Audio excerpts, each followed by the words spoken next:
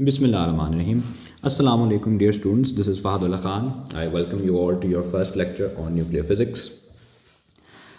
Who knew that something so small as a nucleus could give enough electrical energy to run an entire city? Who knew that something so small as a nucleus had enough power in it to win wars?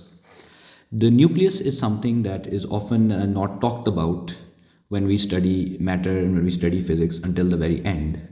Even though it is of extreme importance, it is of paramount importance in the modern world. In order to help you understand the central ideas behind nuclear physics, I'd like to talk about physics.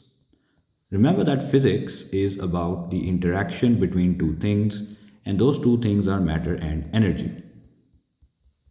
In other words, the way the physicist looks at the universe is the physicist says everything can either be classified as matter or as energy. The concept of energy has been discussed before. We talk about work, we talk about waves, how energy gets transferred, thermal energy, we talk about heat capacity, and all those things. So let's put that aside for now. I actually want to talk about something very simple, and that is matter. How do I know something is matter or not? Well, matter has two key properties. One of them is mass, and the second one is volume. In order to understand mass, a helpful word is inertia, that is, the resistance to change in the state of motion. Recall that if something has mass, it takes effort to change its state of motion. You cannot just change its state of motion without application of force. You must apply a force. Similarly, you can understand volume with the idea of size or how much space something occupies, right? The larger an object is, the more space it's going to occupy, and so the greater its volume. For any substance, for any material, if it has matter, then it must have a certain mass, it must have a certain volume. If we could find an object which has no mass and no volume, then it wouldn't really be matter. Most of our discussion on matter is about the properties of matter, how different materials behave, how they interact with one another, how different chemicals react, and all of that discussion is really based on charge, right? It is really based on charge. In fact, I'm sure you must have observed that the elements in the periodic table are arranged in ascending order of proton numbers, right? The atomic number, the number that we say is so important that we are going to decide to arrange all the elements of the universe on the base of it, is basically the proton number, and that's all about charge. The more protons you have, the more electrons you need to create a balanced atom. And while we're talking about the idea of charge, let's talk about the idea of the atomic model. Right? Let's talk about the idea of atomic model. Matter is not just randomly constructed. Matter has an underlying substructure. There's a certain substructure which exists for all matter. So every material you see in front of you, whether it is the glass screen of your tablet or your phone, whether it is your own skin, whether it is your hair, all these materials, all these substances have atoms at their very hearts. The atomic model says that you have something called the nucleus at the center, and that you have electron shells. And electron shells are paths where the electrons are moving. So the electrons are orbiting the nuclei. So you've got electrons and you got the nucleus. And a visualization of that is over here. This is a atomic model. As you can see, you have your nucleus at the center and you've got electrons orbiting this. This is a visualization of an H2O molecule. Remember that atoms can combine with one another in various ways to form molecules. Molecules then themselves link up to create the entire substance. So if you are drinking a glass of water, then that's a huge amount of H2O molecules bonded together somehow. And those H2O molecules themselves are hydrogen and oxygen atoms bonded to one another. So that's what we mean by H2O. You can notice that the atom at the center has to be the oxygen one. It's got more particles in the nucleus. So this is an idea in this particular diagram here. Each of the spheres, each of the balls represents a particular atom or a particular molecule, and then these atoms are then further connected to create chains and chains of other molecules. And that's really what I would say chemistry is a lot about that. You study a lot about that in chemistry. If you look at bonding, for example, if you have ionic bonding, then ionic bonding between sodium and chlorine, you have Na plus, which is a positive ion, and chlorine minus, which is a negative ion, and they attract one another. The degree of how strong that bond is will determine whether the substance has a high density, low density, whether it has a high melting point, high boiling point. So notice how so much of our discussion on matter is really about charge and electrons, right? When electrons are transferred, ions are created, there's ionic bonding. When they are shared, covalent bonding occurs, and so on and so forth. But today what I would like to do is I would like to focus on the unsung hero of the atom, and that is the nucleus. We want to study the nucleus. We want to figure out what's going on inside the nucleus. First, before we can do that, let's look at the structure of the nucleus. The nucleus consists of only two kinds of particles, and we are going to call them proton and neutrons. So we have protons and we have neutrons. The protons are all positively charged, and the neutrons are neutral. They do not have a charge. So the first conclusion that we can make, conclusion number one, is that nuclei must be positively charged, right? Nuclei are positively charged. And that makes sense logically because, let's face it, nuclei have only two things inside them. One is the positive proton, the other is the neutral neutrons. So when you have any combination of those two things, you are going to have a positive thing, right? Nuclei are positively charged. And there's already something that we've learned about the nucleus.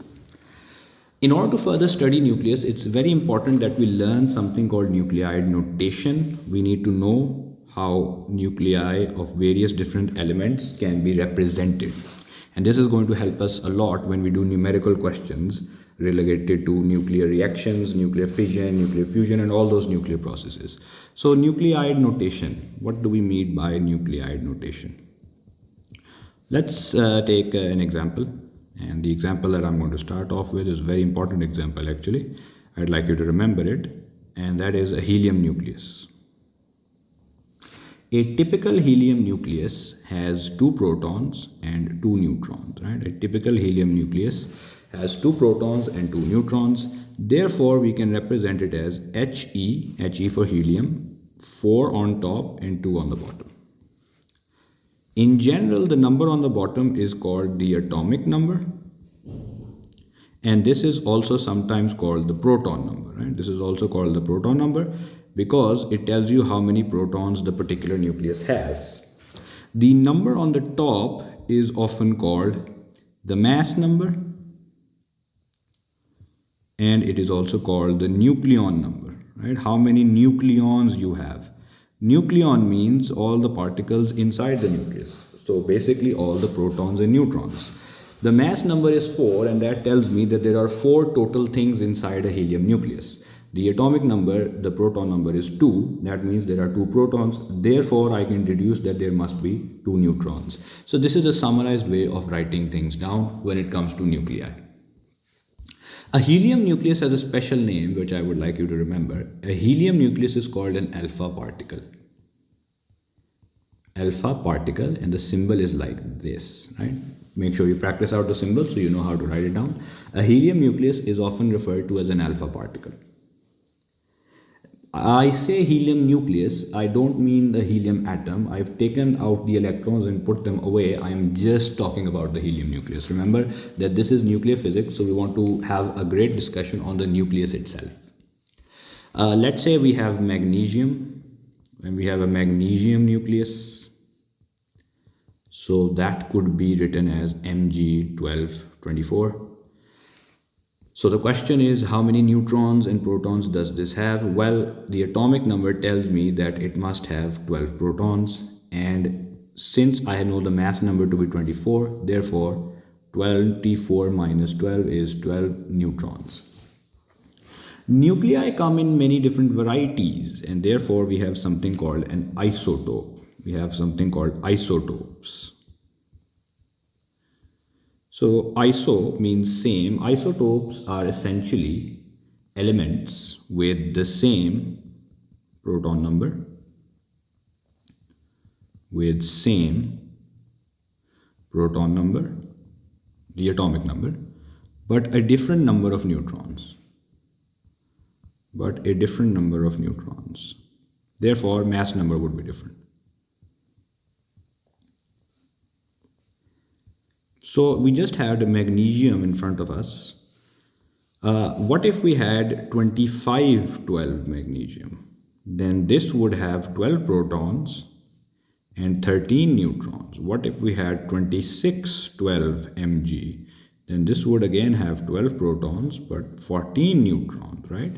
We could have, for example, 2212 Mg, which is having 12 protons and only 10 neutrons.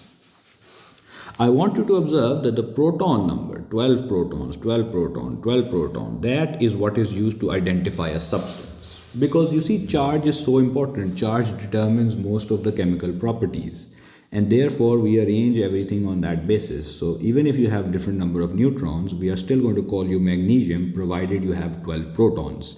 You will behave like magnesium because you have 12 protons inside you. Now, let's get on to the idea. Isotopes, in order to understand isotopes and build the concept of radioactivity and lead up to the idea of nuclear processes such as fission and fusion, we are going to do an important analysis. And this analysis is about forces. So if you want to understand physics, you need to pay close attention to the forces and you need to pay close attention to motion, how things are moving. That can often indicate what's happening in a situation. So the analysis is going to be about the forces inside the nucleus, forces inside the nucleus. And this analysis is going to reveal to us something very interesting. Let's take our alpha particle once more, which has 2 protons in it, and it has 2 neutrons inside of it. I would like to ask you if you can think of any force which is acting inside the nucleus, between these particles. Think about it.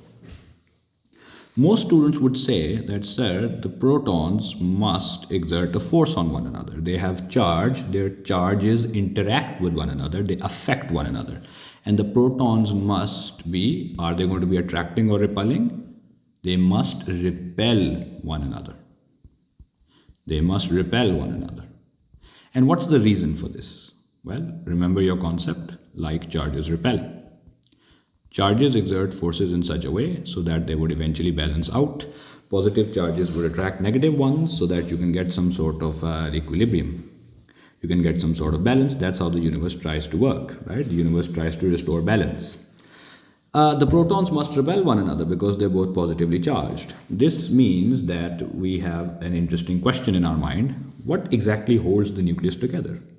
Why don't all the particles just part their way? Why don't the protons just go one way and the other one goes another way? And why doesn't the nucleus just sort of separate? Why does it stay a nucleus? How come it is bound there? How come these particles stay inside the nucleus? And that's an excellent question, one that students often ask. And the answer is there must exist an attractive force. There must be some attractive force. There must be some attractive force. Otherwise, you could not really get a nucleus. It turns out that this attractive force has a special name. It is called the strong nuclear force. It is called the strong nuclear force, and this force is responsible for counteracting the electric repulsion. This force counteracts the repulsive force between the protons. What exactly the strong nuclear force is, and a detailed discussion of that goes beyond the O-level course and into the A-level course, but I will tell you 2 points about it. Number one, this strong nuclear force is very strong. As the name suggests, it is a very strong force compared to other forces, compared to gravitational forces, for example, right? And number two, it's a very short range force.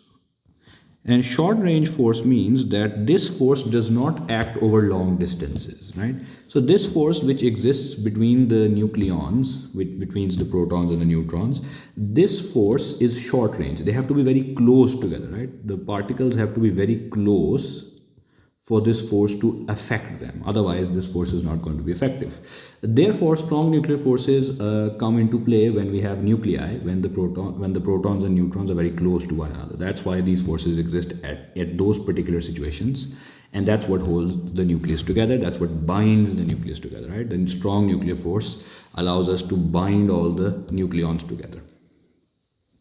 So this is now an analysis of forces inside the nucleus. The idea of attraction and repulsion naturally leads to the idea of stability. If the attractive forces and repulsive forces balance out, then you get a stable nucleus. But nuclei are not always stable. It is possible for the forces in there to become unbalanced. So there may be an imbalance of forces. And that may lead to an unstable nucleus. An unstable nucleus does not like to remain unstable for a long time. It disintegrates.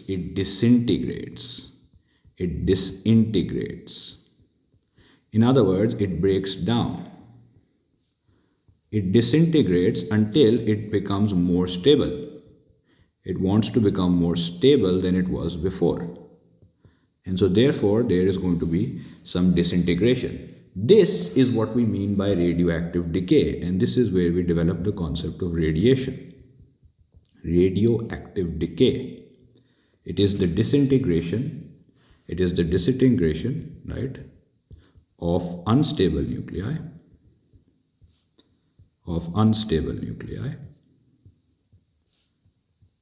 to form stable nuclei. There are many examples of radioactive decay which we will study. But when disintegration of unstable nuclei occurs, there is usually some accompanying radiation. There is some radiation which is emitted in the process, right? So radiation, now what do we mean by radiation? You must have first heard of the word radiation when your teacher taught you thermal physics. In thermal physics, we meant infrared radiation. That was just one discussion of radiation. In generally, radiation can be of many different types. Radiation essentially means a transfer of energy. Radiation is a transfer of energy, and it can happen in two ways. One is there is some particle associated with energy transfer. So you release a particle and that particle carries energy. That particle can be called radiation. Another very common one is that radiation is some form of electromagnetic wave. So a gamma ray if it is released. So radioactive decay, let's look at examples of radioactive decay. And the example number one that I'm going to give you for radioactive decay is the idea of what radium does. So radium, and let me give you values of its mass number and the proton number. Now radium is unstable. The reason why it's unstable is because its nucleus is like quite large.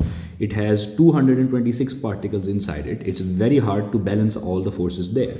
So what does a radium do in order to try and become more stable? It tries to get rid of some of the particles. It has too many particles inside the nucleus, so it's going to offload some of them. Imagine you are carrying a lot of books and now you have to walk up the stairs, but because you have a lot of books, you know that they're very unstable. So what do? Well, you place some of the books away on a table and then you take the remaining upstairs. So that way your journey is more stable. In the same way, what a radium nuclide does is it turns into a radon nuclei. And the reason it does that, right, the way it works is it gets rid of 2 protons and 2 neutrons from itself, right? It takes away 2 protons and 2 neutrons and it just throws them out. That's how you can think about it. And there is some energy released in the process as well. And this type of a reaction is called an alpha decay. This is called an alpha decay, right? In order to make itself more stable, the nuclei has released 2 protons and 2 neutrons, but remember 2 protons and 2 neutrons are what we call a helium nucleus. So sometimes you will see a different notation, alpha here. So an alpha decay is when an alpha particle is released. An alpha particle is a helium nucleus, right? A helium nucleus is a nucleus which has 2 protons and 2 neutrons in it. Therefore, it can be represented like this. So this is an example of alpha decay. A more interesting decay occurs, which is called beta decay. And an example of beta decay is this. If you have an isotope of sodium, right? You have an isotope of sodium. Now this isotope has 24 mass number and 11 proton number. This decays and this becomes 2412 magnesium. and with it a beta particle is released. A beta particle is released. Now what is a beta particle? And also remember that all of these reactions do involve the release of some energy, right? So what's a beta particle? A beta particle, if you notice here, if you look at the nuclide notation, the zero mass number means it has no protons and neutrons in it, but a -1 charge. A beta particle is essentially an electron, right? A beta particle is essentially an electron. And so this is called beta decay, because what's happened is the nucleus has released an electron.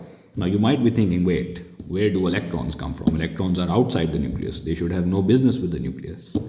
Well, you would be correct in thinking that. In actuality, what has happened is, I want you to look at the proton numbers for a moment. There's an increase in the proton number. Now, how could that be?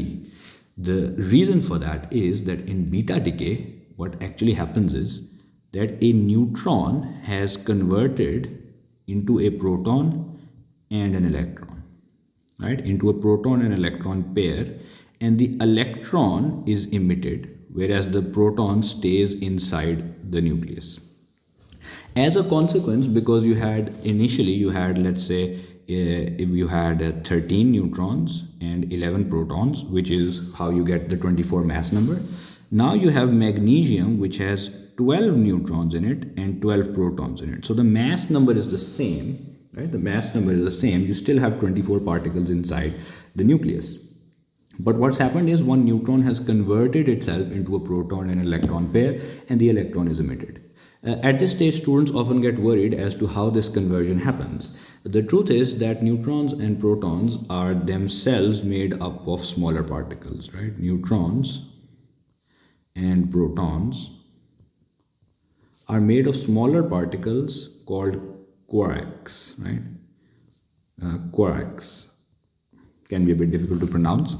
But neutrons and protons are made up of quarks, and these quarks can have certain conversions going on. And if you convert quarks from one type to another one, then you can essentially do these conversions. So because neutrons and protons are themselves made up of smaller particles, so there is some interaction between those particles which allows us to do these conversions. That is not part of the O-level course, that is part of the A-level course.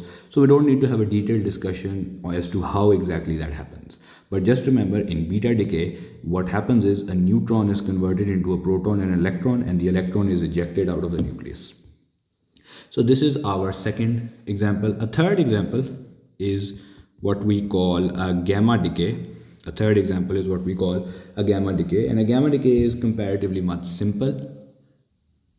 So a gamma decay is one in which you have any excited nucleus. Let's say you've got uranium, which should have 92 protons, and let's say it has 236 mass number. So let's say this uranium is in an excited state. This star represents an excited state of uranium. Then it could release some of its energy in the form of electromagnetic radiation, and it could have a gamma ray. It could have a gamma ray. Recall gamma rays from your topic on electromagnetic spectrum. A gamma ray is essentially an electromagnetic wave. In other words, you have a uranium nucleus or any other nucleus, for example, which is in a very excited state, which has excess energy, and it can get rid of that energy as a gamma ray. Gamma rays are often part of many nuclear reactions. In other words, keep in mind that these three decays, the alpha decay, the beta decay, and the gamma decay, these are not completely exclusive in the sense that you can get many decays happening. You can get decay chains. So for example, a particular nucleus may undergo alpha decay, and then it may undergo beta decay. It may go alpha decay again. It may also go gamma decay. And it may have any chains, any particular sequence of decays, right? As so long as it's unstable, it will continue to try and become stable. It will continue to undergo multiple kinds of decays until and unless it achieves some stability. So this is an example of radioactive decay. Now, radioactive decay as a process can be studied further, right? Radioactive decay can be studied further. And a study of radioactive processes, right? Radioactive decay process can be studied further. And when we study it further, we try to figure out what are the properties of this decay. How does this decay work? How can we quantify it? Is there a way for us to calculate it? Could we figure out how long decay takes? Could we figure out how much decay will happen in a particular sample of radioactive materials? So radioactive decay process can be studied further. And we recognize that there are two key properties about the radioactive decay. Number one, that it is a random process. Number one, it is a random process. It is not a process which can be predicted in the same way that you are used to predicting other processes. A random process is one which does not follow a fixed pattern, right? Which does not follow a fixed pattern. The randomness of radioactive decay is twofold. Number one, it is random in terms of time. You don't know when the next nucleus will decay. You don't know when the next nucleus will decay. Right? You don't know when the next nucleus will decay. Similarly, it's also random in space, right? It's random in space and time. By space, we mean location. You don't really know which nucleus will decay next, right? You don't really know which nucleus will decay next. In order to help you understand this, let me create a sample. Let's say we have a sample of a radioactive substance. And the best example is uranium here, the typical example. You have a radioactive substance, and that is uranium, right? And so let's say this is some piece of uranium, and I'm just going to draw a grid over here representing uranium nuclei, right? So this is our 3x5 grid, and each of these spheres that I've drawn represent an unstable uranium nucleus, right? An unstable uranium nucleus, each of these, right? So there's a 1 2 3 multiplied by 5, that's a total of 15 unstable nucleus. Because they are unstable, they are bound to decay. Exactly which decay happens, it could be alpha decay, it could be beta decay, it could be a series of decay, there could be some gamma decay mixed in. So that decay is bound to happen because they are unstable. Now you don't exactly know which one is going to decay first, right? So it could be that this one decays first, followed by this one, followed by this one, followed by this one, followed by this one. You don't exactly know which one is going to be next. There's no fixed way, there's no easy formula for determining, okay, this particle first, then this one is next in line, and then this one is next in line. So number one, you don't really know which nucleus will decay next. It's randomness in space. In other words, you didn't know in space which location the next decay will occur from. You also don't know the time between decays. You also don't know when the next nucleus will decay. So it could be that in this particular sequence, let's say we have this nucleus decays first, a minute later this one decays, a second later this one and this one decays, and then for 2 minutes nobody decays, and then all of a sudden this one decays, and then half a minute later this one decays, and then maybe half a minute later this one decays. And just when you think that okay, maybe it decays every half a minute, then for another minute nobody decays, and then maybe a second later all of a sudden 2 more decays. So you don't exactly know when the next decay will occur, right? Time, in terms of time, you cannot really have a simple quantification. So there's a randomness associated with radioactive decay. Second thing, radioactive decay as a process is spontaneous. Now, spontaneous in everyday language, spontaneous is also related to unpredictable, something very energetic, very spontaneous person, a very spontaneous friend, and you don't know when they're going to do something. In physics, when a process is spontaneous, it means it does not depend on external conditions such as temperature or pressure.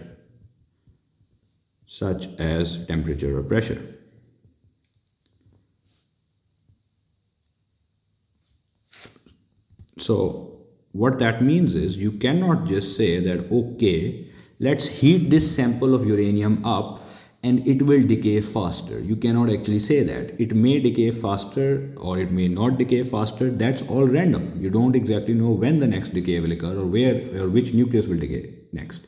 And it's spontaneous. It doesn't actually depend. It's not a function of temperature. It's not a function of pressure. You cannot just increase the atmospheric pressure and expect decay to occur faster or slower. You cannot increase or decrease temperature and expect there to be an effect on the rate of decay. So this is what we mean by a spontaneous process, a process which does not care about external conditions such as temperature or pressure. So this is what we mean by radioactive decay. Recall that radioactive decay occurs when there is a disintegration of an unstable nuclei to form a stable nuclei. And in the process, there is some radiation emitted. This radiation could be alpha, this could be beta, this could be gamma, right? And alpha decay means that you have an alpha particle emitted, which is a helium nucleus. A beta decay is you have a beta particle emitted, which is an electron. And the process of beta decay is when the neutron converts into proton electron. And then gamma decay is when energy is released in the form of an electromagnetic wave, namely gamma. This decay is random and spontaneous, and we've discussed how the randomness and spontaneous works. Let's look at another example. Let's look at another example of radioactive decay. Example of decay, and you have to figure out what kind of a decay this is and what exactly is going on here. So the decay we're going to talk about is of something called thorium, right? A substance called thorium, an element thorium.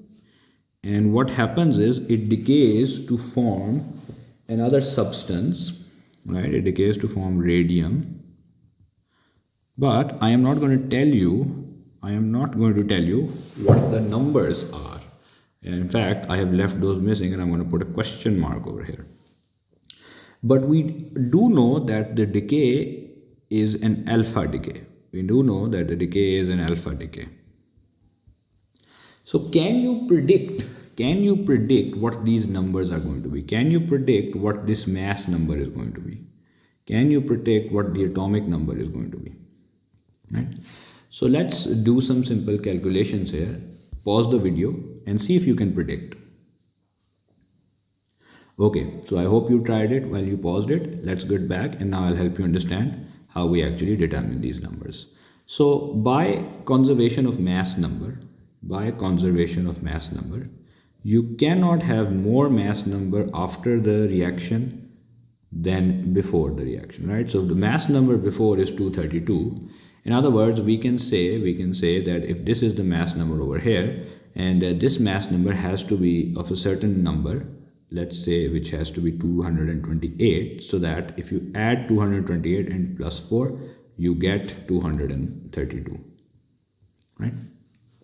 Similarly, if this was, let's say, less than 228, if this was 227 or 226, then that would mean the mass number after the reaction is smaller than before, and that cannot happen.